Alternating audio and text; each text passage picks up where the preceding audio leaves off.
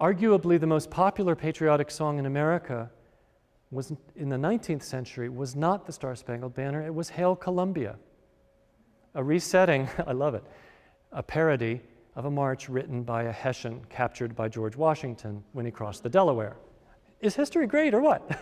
I mean, this is how we connect and we reinforce and we associate. There are all these great musical connections to American history.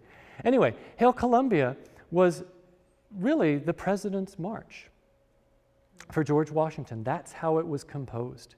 And it served as the President's March until around 1818, 1820 or so, when this unusual song, Hail to the Chief, became popular from a setting of Sir Walter Scott's Lady of the Lake poetry. And suddenly Hail to the Chief displaced the President's March. President's March became the Vice President's March. And it remained the most popular American ceremonial piece well into the 19th century.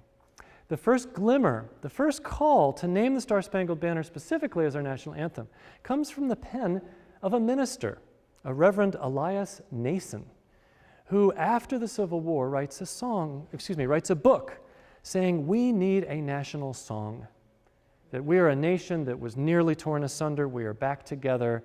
Look, the French have La Marseillaise, the Germans have this and that, the English have God Save the King. This is 1869 when he publishes this book. And on page 47 or something like that, I'd have to check, he says, the best expression of American patriotism is Francis Scott Key's song. I suggest we name that our national anthem. It didn't get a movement started, but for some reason I mentioned John Philip Sousa, who was the director of the United States Marine Band for some time before he founded and toured worldwide with his own personal, private Sousa band. He played the Star-Spangled Banner over 1,000 times in public, mostly as a band piece, right? It's a band, but sometimes sung. He had a lot to do with displacing Hail Columbia.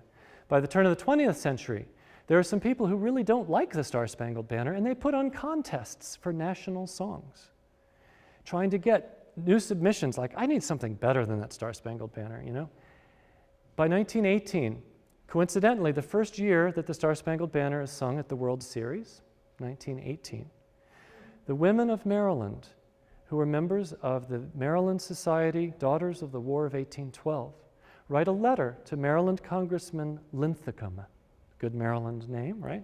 That's where Baltimore Washington Airport stands is in Linthicum, Maryland. They write a one-sentence letter to their congressman basically saying, Francis Scott Key was a Marylander. This song was written in Maryland. We need a national anthem. You are a Maryland elected official.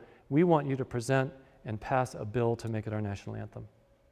And it took, 1918 to 1931 before it happened.